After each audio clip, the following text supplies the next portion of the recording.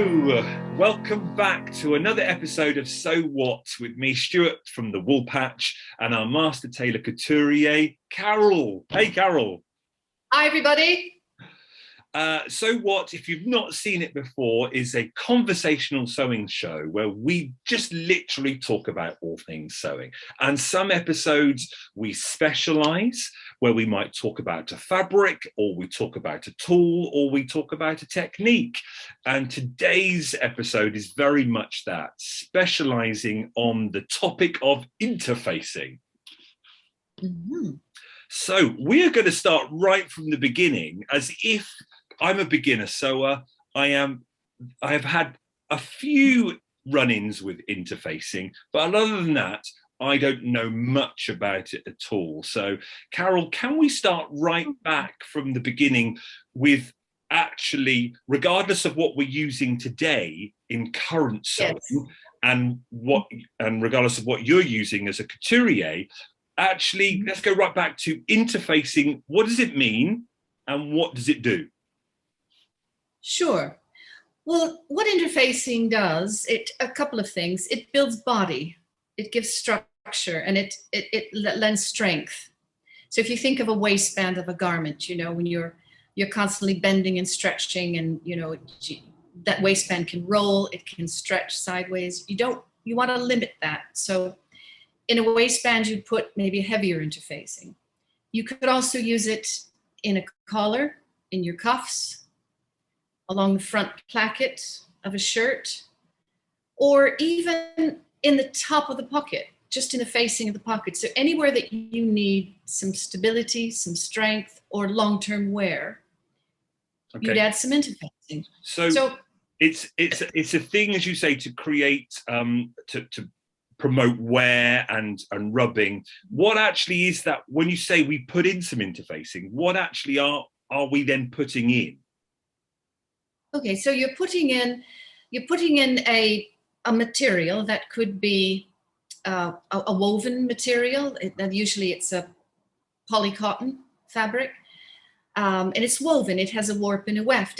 It looks a lot like your shirting fabric, other fabric, because you can see a warp and a weft. Then they have interfacings which are non-woven, so it's kind of a really thin felt. It's opaque. You can mostly see through these. That's what I'm not as durable as a woven fabric. In fact you can tear them. They disintegrate quite easily. They do lend structure. They do lend body. It does the job, but it's not as durable as a woven interface. Yeah. I think actually. I think I've got some here. I should have had this out ready, shouldn't I? Stuart's gone to the stock room. So this is what I'm familiar with, interfacing. A famous German company, is it? Weileen? Weileen, yes. Well known. That's a good product. That. So as you say, it's almost clear, transparent. Yes. And it's this is probably quite, I think this is light. So it's yes, floppy. And so that's another thing. So it comes in different weights. So you would want to marry the weight of the interfacing to the weight of the cloth that you're using. Right. Now I can't see it from here, but is that an iron-on interfacing, Stuart? Yes. So this is what I'm used to. So I will obviously, when I did my shirt that we talked about last week or the week before, it asks for you to put interfacing, as you rightly said, on those areas that need a bit of extra support. Body. So the collar. Yes. So I cut that out and then ironed it to the fabric. So this is modern then. Ironing it's got a glue on it. I can feel that. That's right. It's got a rough side to it, and it sparkles a little bit when you look at it. So it's easy to see which is the glue side. And then that's put on. Sometimes people would spray a bit of water on first, press cloth, and then the thing about iron-on interfacing, you just have to be careful when you're applying it, that you don't move the iron around too much. It's more of a place the iron, let the weight of the iron do the work.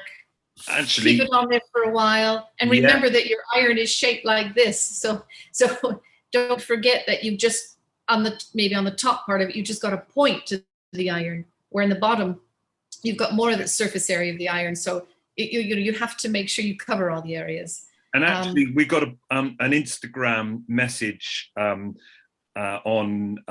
when I put out to ask questions, at Know Me Sew actually said, what are, for those people who use iron-on, what is the best iron setting for your interfacing? Do you go by the interfacing, or do you go by the material that you're actually ironing and gluing? Yes, I think it's a trial and error. You should do some tests.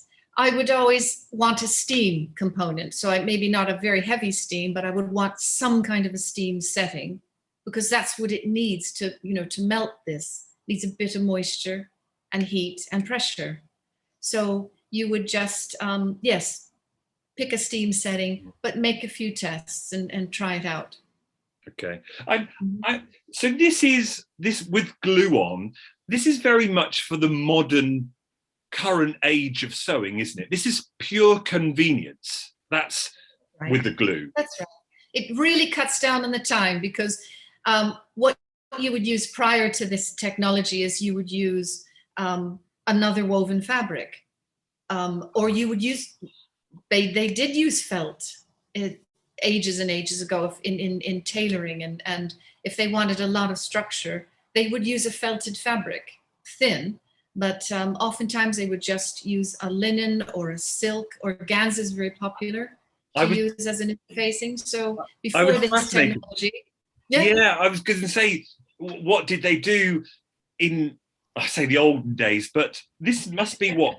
This is what, 19, are we talking 1950s, 1960s? I would say, yes, that's right. Yeah. So previous to that, tailors and couturiers would be using, as you say, another woven, and that's right. But a thinner than the actual fabric. Comparable, but right. On the thinner side, I would say. You wouldn't use, and then you want to marry like the care instructions. So you'd want, if you're going to hand wash the garment, you would want to have something hand washable, or machine washable, or dry cleanable. This is coming up to today. So you would want to marry up the care instructions. That's important as well. Some people pre-shrink these interfacings. I generally don't do that. I'm just very careful with the application, and I use steam, and I can tell that when I'm putting a fusible on, if I'm using that if you attack this slowly, you can actually see the iron and the process, the heat. You can actually see it drawing the interfacing in. Do you know what I mean? Has that ever happened to you? Yeah. You can see it. Yeah. So with that process that you're actually shrinking the fusible on, and then I always use the iron to pre-shrink. I'll maybe mist it a little bit. If I'm using a woven, non-fusible interfacing, I'll just put a little steam mist on it, and then just slowly iron it off, and that shrinks it up. So I don't go to the trouble of shrinking. Some people do, but I don't find it's ever necessary. And then, of course, if you're using a fusible, just be careful that the weave of your fabric is closed enough so that some of that glue isn't going to seep through. So it would be difficult to use a fusible on lace, for example. I see. Because the weave it's just, it's too far apart, and the glue's going to seep through. Now, tell me, because I'm quite intrigued on this, when you were first training and learning tailoring and couturier, did you ever, was it always another woven for interfacing? Was this like frowned upon, or is this used for a time and a place, or what?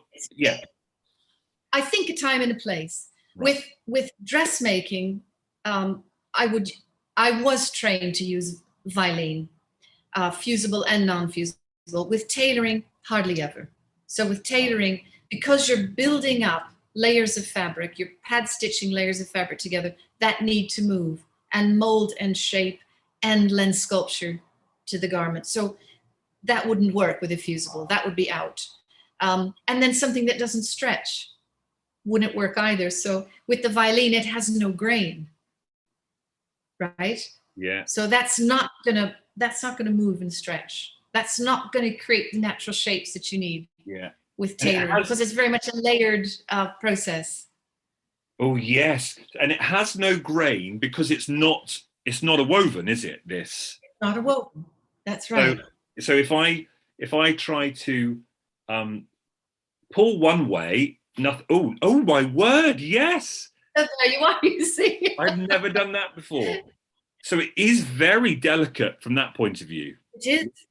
Yes. But as you say, there's no give there at all. No give at all. So yes, if you're working with a knit fabric, then you'd want to use a tricot interfacing, a nylon interfacing. That's knit. The fabric is actually knit, and it's very lively. It stretches. So it's more on the cross grain than the straight of the grain. So you can apply that in whatever direction you think is going to be most helpful. So if you iron a tricot, a knit interfacing on, then you'll have that movement. It'll be malleable. Oh, that's brilliant, because Brenda gave us a lot of questions on Instagram about interfacing, and she said, I'd like to know about the theory of interfacing, which we've just covered. And she said, Are there specific interfacings for specific fabrics? Which ones you would use? So like what you've just said there, you would use for a knit fabric. A knit, you'd use a fusible. Yeah. Or another knit fabric. Okay. So again, yes. And the other thing about interfacing is it hides your construction. I don't think I mentioned that yet, but it hides your seam. You just talked about the idea of interfacing, giving body and support, but also carry on then. It conceals the architecture, your other layers. It hides your seams. So with your collar, you need to put interfacing on the top collar. So when you turn your work around, your main fabric is then backed with your interfacing. Because it always puts your interfacing on the wrong side, naturally. And so when you turn the points of your collar out, that interfacing is actually hiding the seam that's underneath it. Yeah, so two roles then really for that interfacing. Yes, and some people use a combination of both. In a modern jacket, for example, they would use a canvas, they would use a chest canvas, but they might fuse the lapel, or they might use a centimeter fusible tape along the edges before they seam it, and that kind of draws it in where you need a little bit of shrinkage. So in modern garment construction, they might use 2 or 3 different, and they might use a mixture of woven, maybe sew in and fusible, woven or non-woven. Yeah, and layered in. For me as a shop owner, I've started to carry interfacing. Yes. This Vilene, and I have 2 types. This one is a light. I'm looking at the number, and I think I have another one that's firmer. Yes. And I presume you use the firmer one if you want something to have more body, more support. That's exactly right. Yeah. Or if you're using a heavier cloth. So if you're using a lightweight cotton, you would use that interfacing that you have there. It's perfectly acceptable. That will do the job nicely. If you're sewing a denim or a heavier cotton twill, you might then need a heavier interfacing, medium weight, that's going to support that heavier fabric. Yeah. Now, if we go back to my shirt that I was making, it tells you on the pattern that you need to cut out your collar pieces and then you need to cut out the same one again for the interfacing. And now that's, if you're cutting out a little pattern piece and then you've got a little pattern piece of interfacing, sewing those two together, that can be quite fiddly. Can you lay your fabric like half a meter of it? Yes. And fuse it together, then cut out your collar piece? Sure, absolutely. I mean, there's a bit of waste there, isn't there? There's a bit of waste of interfacing and fabric, but I do that oftentimes, or I'll cut out just a larger shape. I'll just add another seam allowance on by eye. Yeah. When I'm cutting out, and I might cut the two together. Right. So I might take that interfacing, lay it right on top of the fabric, pin the pattern piece on, and just cut a larger shape. Right. And then take it to the press board, your ironing board, iron it on really well. The fabrics are going to react together. They're going to shrink in a little bit, and then lay your pattern piece on and then cut it out. I find that a lot more efficient. Yeah.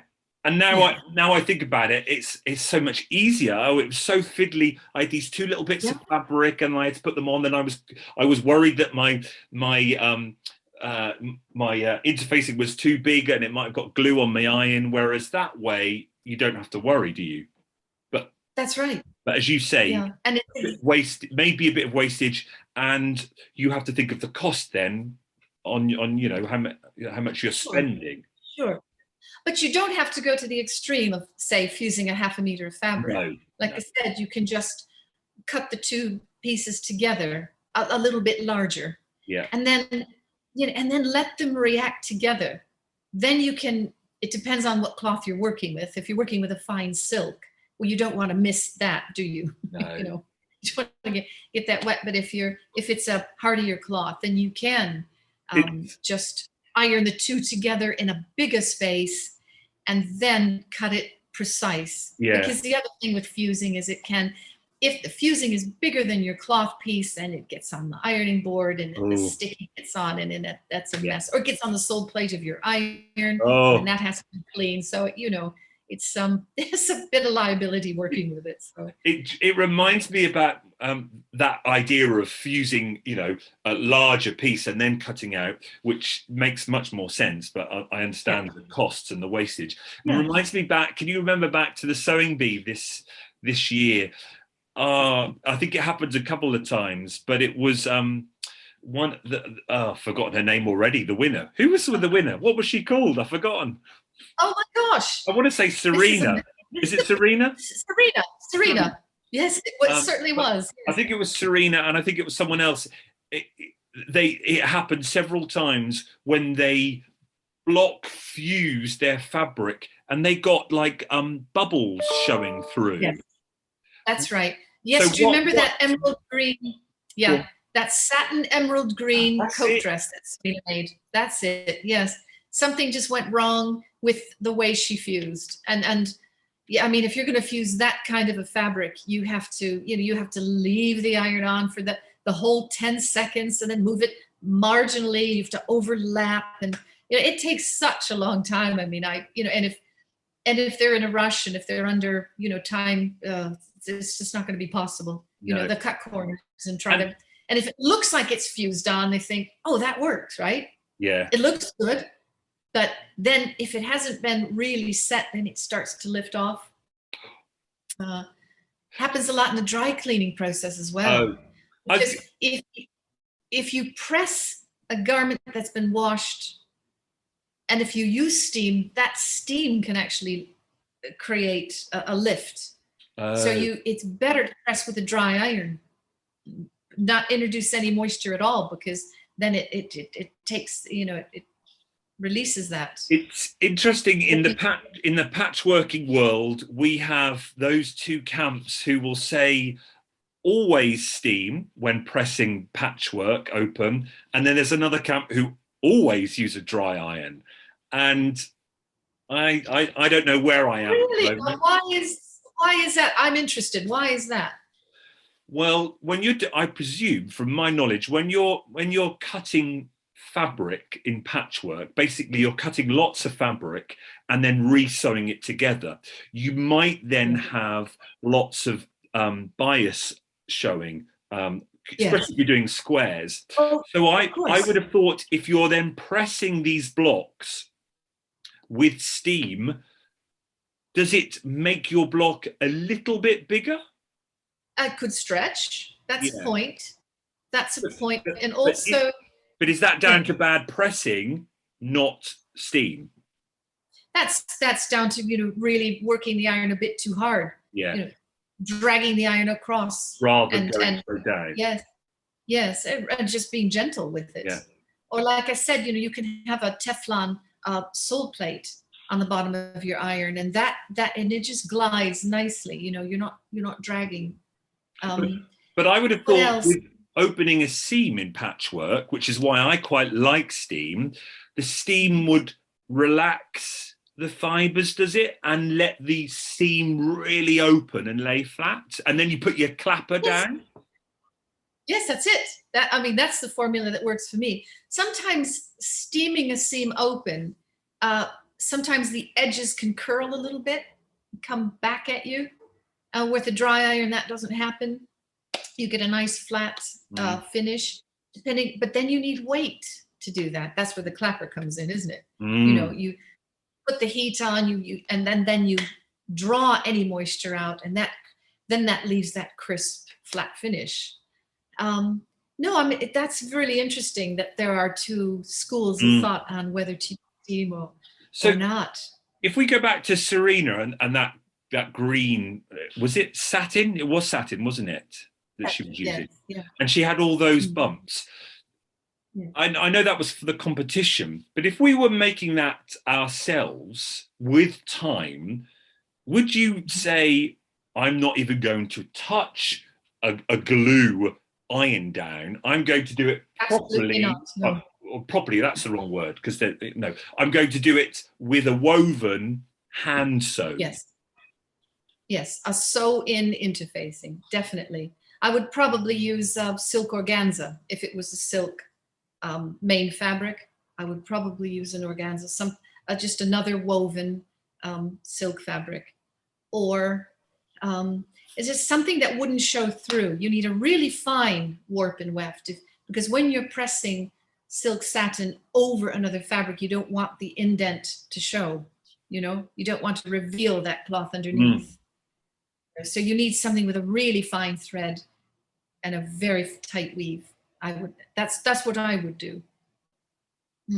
Just going back to the questions from Brenda. She says, and understandably so, this has no instructions to it, and I think it only has what it is on the selvage. Yeah. So it's difficult. She says, how do you what do you do when the label or instructions have been lost and you don't want to bin it?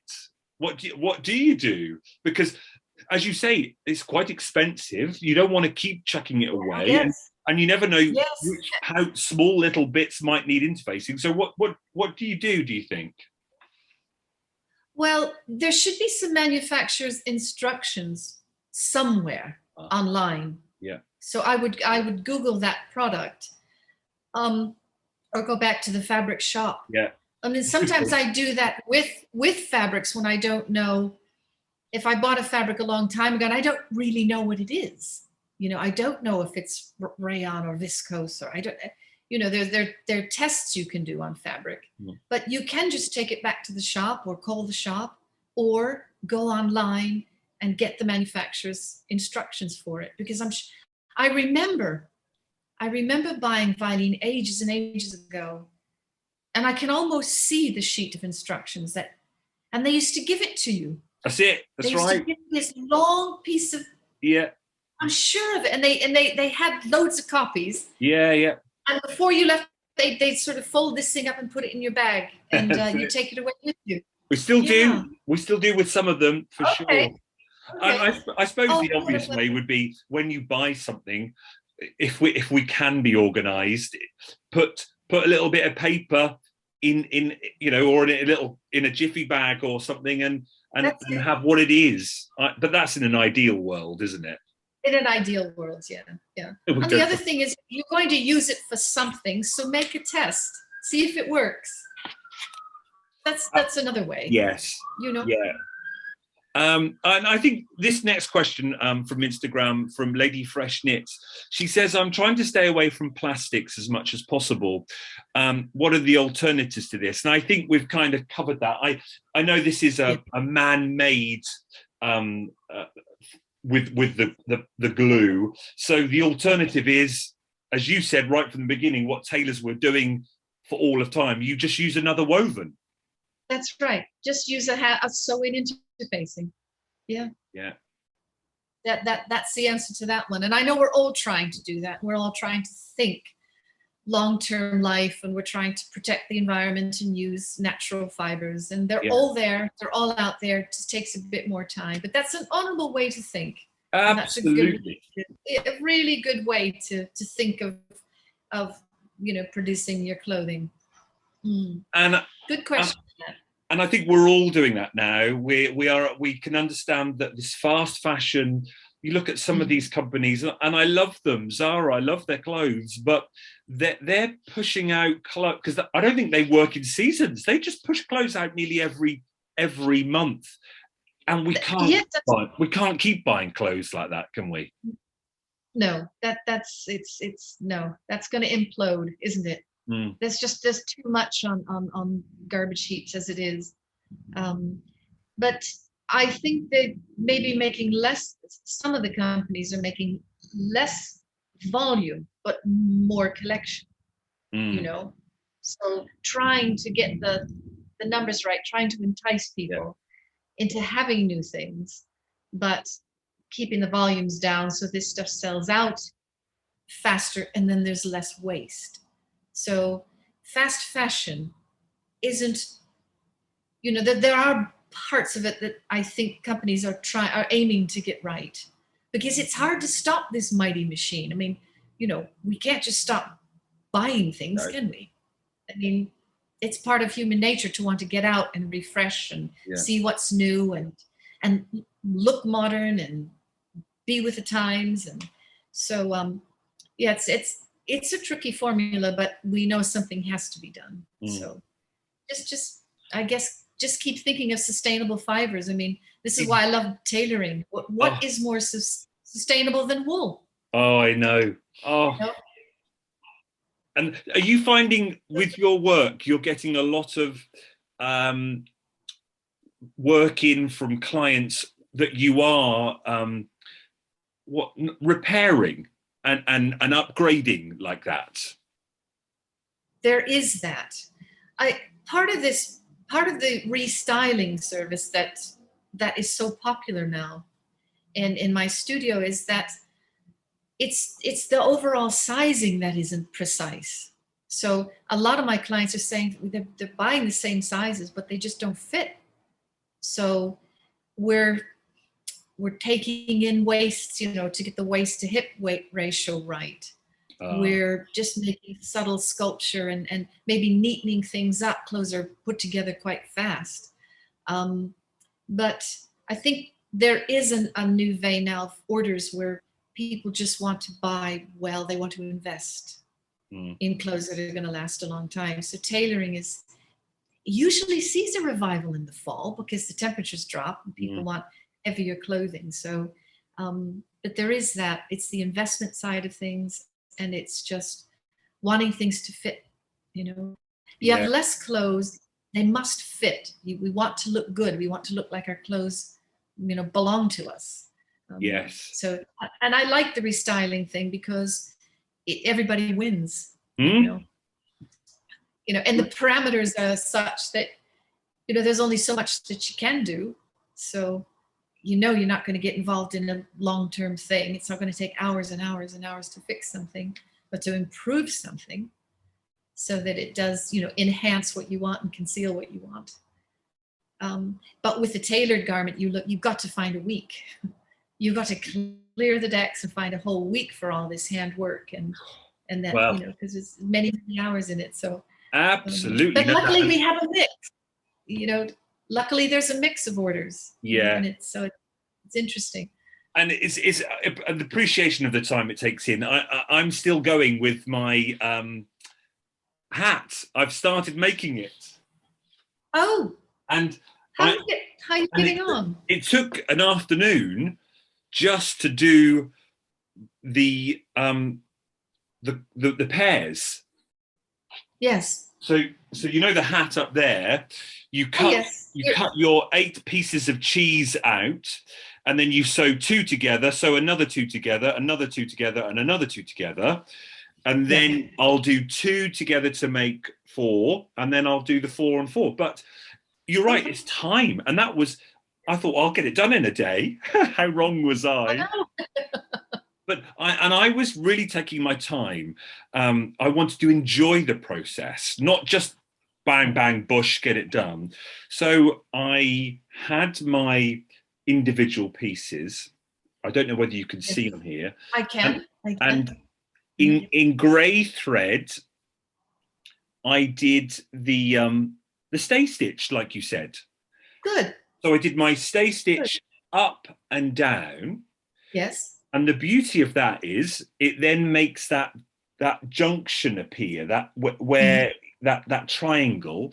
So when you then sew your 2 pieces together, you know where you're going to, don't you? You're driving up. You're aiming your needle for that point. And it's lovely to hear you talk like this, because it's all in the preparation. You know, you spend a little bit more time cutting carefully, making sure that all your pieces are congruent, they're the same shape. And then you put just a little bit of prep work in. Yeah. Because as you go along the process, that helps you out. Yeah, absolutely. That serves as a guide. So, and it doesn't, takes a little bit of time to do that stay stitch work, but it gives you a lot of confidence and a lot of assurance as you go through the project, doesn't it? Well, it gave me the confidence knowing that when I sewed the 2 pieces together, I didn't have to, I was driving up to the point, turning back round on myself, coming back for a little bit rather than you don't want to do a back stitch. And then that was reinforcing. And then I cut and that was it. Good. And then I pressed my seam open on a tailor's ham. And then I watched Adam's tutorial, and he then said to top stitch. So look. Oh, very nice. Those 2 sections look like they have really beautiful form. They're not just flat pieces. Look at there. I mean, you've pressed that over a tailor's ham, you say, and you've really built in some beautiful sculpture in that. That's going to have a lovely shape. Well done. Absolutely thrilled. And as you said, working with wool. Oh, but look at that. As you say, look at that seam. How flat is that? And that's glorious what you've done. From the tailor's ham and the tailor's clapper. And as you say, all those processes. When I look at the right side there now, and that seam, that, now I've done that, how much easier is it going to be forming those junctions when I have to sew those 2 together? Yep. Yes. So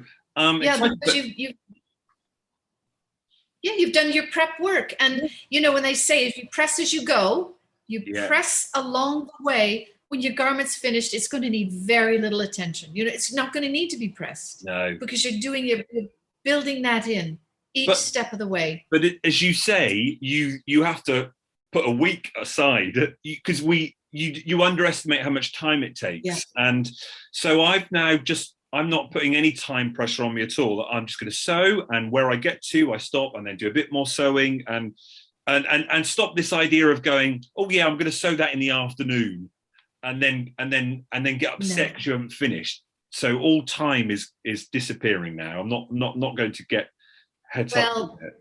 But enjoy the work. Yeah. So I've got my 8 pieces there. So later on this week, I'll sew the 2 together to make 4, and then the 2 halves basically. And hopefully by next. Hopefully by next time next we week. chat. Oh. Well, and if you don't, you don't. Yes, right. Yeah. Yeah. Just have fun along the way. And I think if I remember you saying last week that they've included that the bill, yes, yeah. So, remember, it's Adam's pattern, isn't it? That's right. So you see, that's a bit of a bonus. So that's something you don't have to do. You don't have to prepare the interfacing and work all that palaver out. It's just there. So you'll make your 2 pieces, and you'll slip that in, and so you're going to save time there, you know, so you can spend a little bit more time just enjoying. Indeed. I didn't have any silk because I used it all on my last one. So I've just got a cotton. So do you think that will be all right for the lining? A thin I think cotton? So. It's good because I think cotton breathes a little bit where silk can generate heat. So it might be a more comfortable feel. Because, but who knows? Okay. Well, you've got what you got. You've chosen your materials, and off you go. Right. So there was our chat on interfacing. I think that was rather thorough. I've learned an awful lot. I hope it helped. Let's move on now to some general questions. We always get some lovely comments on the videos, and we always say ask questions no matter what. So I'm going to go to my Word document where I've got questions. Let's go first of all to YouTube questions from, this is from Elise. She says, I would love any tips on how you get the right side of the fabric when putting in sleeves. It takes me ages to work out how to sew them in so the right side is on the outside when finished. I often have to pin them in several times because that is part of mirroring, and I find it difficult to get my head round. Elise, I feel for you there. I've been there, and I've had the sleeve sewn, especially if it's a solid and you can't see the right side or the wrong side. So go for it. Yeah, that's true enough. I can empathize with that. Don't worry, Elise. It happens to everybody, and it is that concept of laying out your pieces and saying, okay, this is the front, this is the back, this is the front, this is the back. It's a game of opposites when you're putting clothes together.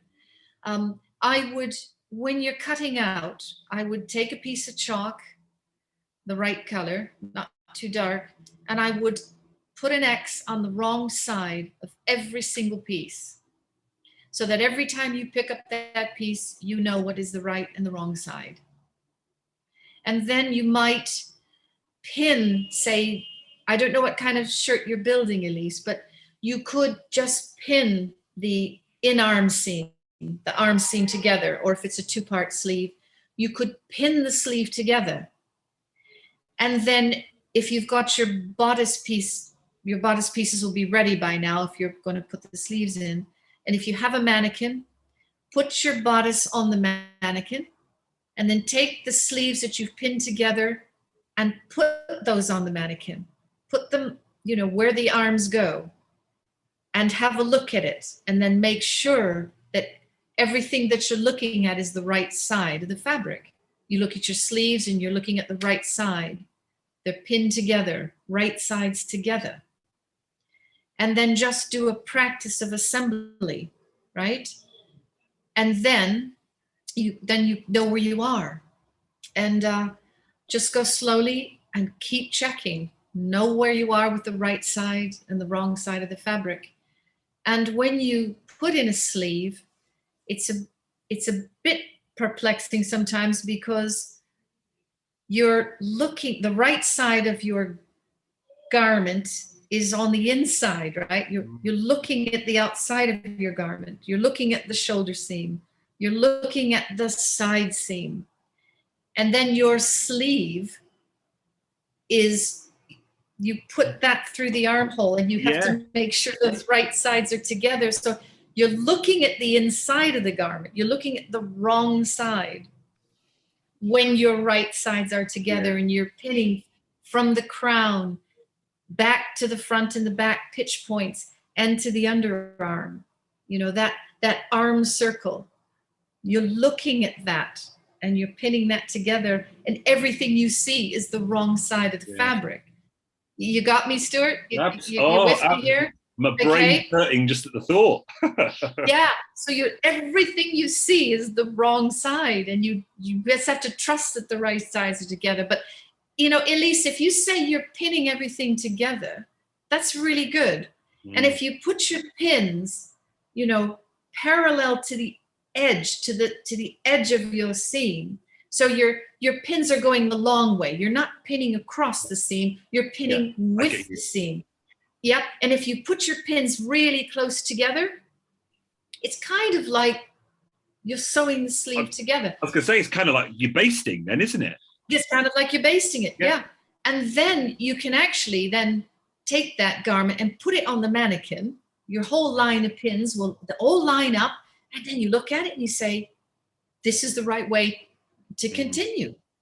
Yeah. And then you can reposition your pins. But I think just know the right and the wrong side of the fabric. Don't be afraid to pin your seams together like you're basting with pins, Stuart. That's exactly right. Pin your garment together, put it on a mannequin, just look at it, go slowly, keep checking. And I think with practice, you will just know the steps, and your hands will just do what they need to do. It will get easier. It will. I mean, that's a brilliant answer. But I also presume it depends on the pattern. Are there more ways of sewing a sleeve in a shirt where you might, because in the world of patchwork, we always have pretty sides facing, and I have to say pretty side so I remember, because I get confused with right side and wrong side, so I use the word pretty. Will there be different ways of putting in a shirt sleeve where you might have to put them different ways because according to the seam you're using, or is it all, more often than not, you sew it the same way all the time? Well, if you're doing a French seam, if you really want to, you know, freak yourself out and confuse things, if you're doing a French seam, you start by sewing the wrong sides together. Oh, Lordy. And then you flip that around and you sew with a flat felt seam. I think, no, it's still right sides together. Yeah. It's just you're trimming one side smaller. It's a bigger seam, you trim one side smaller and you're lapping it over. But sometimes sometimes in sewing, if you're doing placket work or something, you would actually put the right side of the fabric to the wrong side and then flip everything around. Yeah. But that's more to do with gauntlet and that horror. Well, I hope that helps, Elise. with a seam, generally right sides together. And I don't know, do we have the function where people can send pictures in, or I hope so. Do we have that facility, you know, or if they can send you a picture? Yeah, on Instagram, send a picture if you're having, you know, a bit of stick with something, and we'll help work it out with you. Absolutely. Yeah. All our details are in the description below. You can either hashtag me, and I always say you can tag us in, you know, tag at the Wool Patch or tag at Carol. I think you're Carol. Carol Elaine Bespoke. Yeah. Yeah. So it's all there. And I know Rob said he was going to do that after the help we gave him last week. So he's going to hopefully show us his creation. So good luck with Elise on that. And I say it doesn't matter if like when I was doing my shirt, remember how many attempts at the placket? I think I did it four different times on that sleeve. Right. You learn. Eventually you get it right. I know now. I'm very, very good at doing plackets now, for sure. Right, let's move on. Susan Jane May on YouTube says, well, this one might be a bit too long to do for now, maybe another one. How to make a pattern from a favorite dress. And then she says the ins and outs and working with jersey fabric. I think we'll save the jersey fabric for another episode where we just talk about jersey, don't you think? Sure. Let's do that. That's a big topic. There's so many different types of jersey and jersey knits. So we can set up a separate session for that. But how to make a pattern from a favorite dress of mine? Is it as easy as cutting that dress up? Do you cut the dress up to work it out, or can you? You can. That's one way of doing. Yep. You can take all the seams out. That would be really painstaking. You know, you might have to undo overlocking and the seam, or you can cut net. You can just cut everything as close to the seam as possible and spread everything out. But then you're going to have to even things out. So it's a good idea to have maybe a pattern of a dress that's similar and a similar size, so that you have something to check against, you know. And sometimes I do copy things a lot, and what I would do is I would take the garment and I would put it on an ironing board and flatten it out, flatten as many pieces out as you can, and then pin through. And what you do first is, of course, you put down a piece of pattern paper, and then you flatten out your garment. You can do this on the floor, on a table, or ideally on an ironing board, because there's foam in there to pin. Yeah. And then you just you literally can pick through on the seam allowances with a pin or an awl. Or something. And then you make these pin marks every half an inch or so. Yeah. And you take the garment away, you've got the outline in dots with your pins. And then you look at it, and then you compare that to what a balanced pattern looks like. Oh, I see. Because you're not going to get an exact shape. So that's one way of doing it, the pin through method. Or you can just take loads and loads of measurements. That's another way. And build up your shape with all these measurements that you take. But it's a really good idea to have a block pattern just to hand, to just check. Yeah, you know. I did it when I first started getting to sewing, with a simple T-shirt. There was a T-shirt from All Saints that I just loved. And I thought, you know, I could make this, because a T-shirt is what, 4 pieces of fabric, isn't it? Probably. Yeah, front, back, sleeve, and band. Sleeve. Yeah. So I had like 5 of them. And I thought, do you know what? I'm just going to cut one up. And I actually really enjoyed the unpicking process, because I could see how, they did it like that. Oh, I could see that. And I could see how they just enjoyed watching, you know, how the machine had done it. And I had my pattern pieces. And then I just had to obviously draw around it and put on the seam allowance. Put on your seam allowance. And the other thing about a T-shirt is, you know, they always go a little bit wonky. You know, they never quite iron flat. Yeah. I mean, a good T-shirt will, an expensive T-shirt will always be cut on grain, and it won't twist around, but most T-shirts do. So making a T-shirt is great, because then you can put everything on grain, and you know that after you wash it, it's going to be, you know, it's going to retain its shape. But I suppose, as Susan Jane says, it's her favourite dress. She might not want to take her favourite dress apart. She might not have 4 or 5 of them like I did. That's true enough. True enough. So you might just look online and see if there's a pattern that's close. Yeah. And then cut it out and make those variations to, you know, so that it marries up with the exact design details on the dress that you love.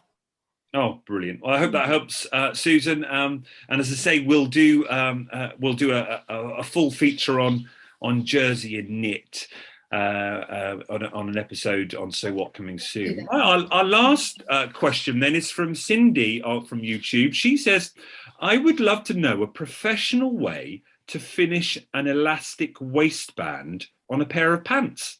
I like the wide elastic feeling, but it just looks clunky." Right. Okay.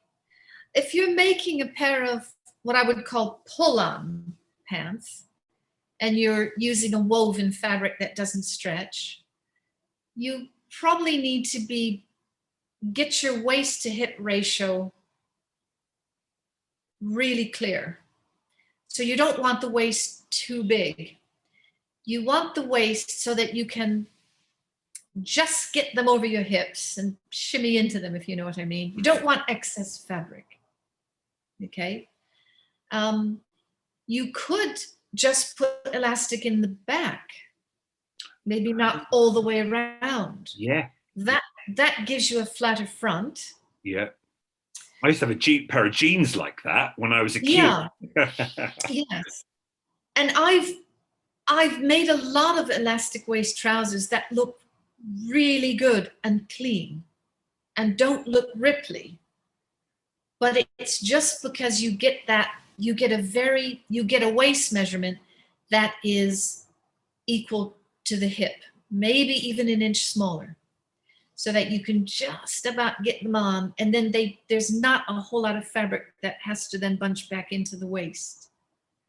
I hope that makes some sense. So you could just put part elastic in, or you could, if you like that, just that, the tension on the body with a nice elastic fit, you could always put a concealed zip in, a shorter one, maybe 4 inches, and then have less elastic in. Okay? So you're just creating a little bit more room to get the waist to hip ratio covered, without putting a lot of elastic in. Okay? So that's another way you could do it. You put in a short zip line. Oh, fabulous. Love it. Well, that's all our questions. Great, isn't it? All done. It's been fascinating seeing what people are asking, and also seeing their comments on the show and how they just like listening to the sewing chat. And there was a question, I can't remember who it's from, but she said she'd been an experienced sewer, and she still is learning listening to us both. And I've always said that no matter how experienced you are, you can still learn something, whether it's a different way of doing something, or I'd never thought of doing that before. That's so refreshing to hear. And the really cool thing about this is the variety. We're just getting questions from all sorts of angles, and I really like that. It tells you how complicated, sewing, this whole process of sewing really is. Absolutely. It's a really interesting trade. It's a wonderful discipline to have. And look, at one time or other, I've made every mistake in the book, but I've learned, and I'm still learning.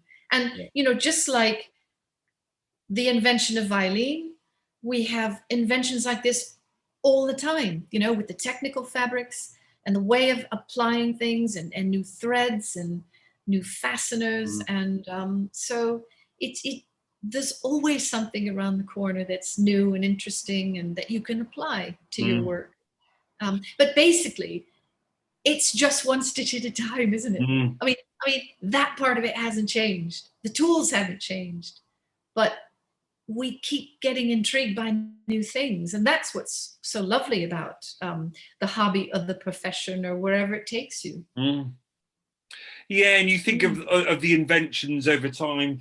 What would we do before that? And as you rightly said, we would just use another woven. But then, how much has that speeded up and made it more accessible for the home sewer? So that is doing wonderful things, because it makes us sew more, because it makes it easier for us. Absolutely, and you can use these products. It's not just about clothes, is it? It's about interiors, and it's about the outdoor clothing and outdoor things. Whether you're making a sail or something for outside, or you can apply these things just across the board. Love it, absolutely love it. Well, there we are. Another week, a focus on interfacings. So what did we say? The interfacings is to make something more stable, support, or to cover up something. The construction, and to lend long-term life to your garment. Yeah, for all that rubbing, where certain things are going to get a bit more wear. In high stress areas like waistband. And I suppose now I look at the name, the idea of the actual meaning of the name, interfacing. It's a face on top, Yes. I suppose, isn't it? That's right. That's right. Something that works to support and interface. Yeah. Oh, Very enjoy it. good.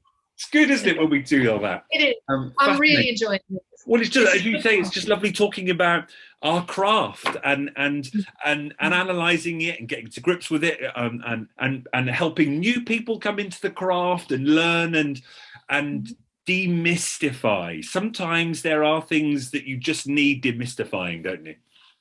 I think so. And in this very fast-paced world where that we have to, be a part of now, and we have to cope with, there is room for a discipline like this that takes a lot of time. It can scare people off, but maybe forums like this will help, and we can help, ease the pain of learning, a new thing.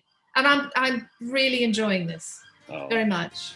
Well, thank you very much for your time. Thank you for watching and enjoying. As always, let us know what you think in the comments below, and any questions or queries you have for your future or what projects you're on now, please just put them in. It's great because it helps create that conversation, and from that conversation, new strands of conversation develop. So we do love your questions and your input, and it's just nice to be able to talk about sewing. Yeah. Well said. So see you all next week then, and you know what to do in the comments below. Thanks everyone. Cheers, Carol. Thanks everyone. Bye-bye. Bye. Bye-bye.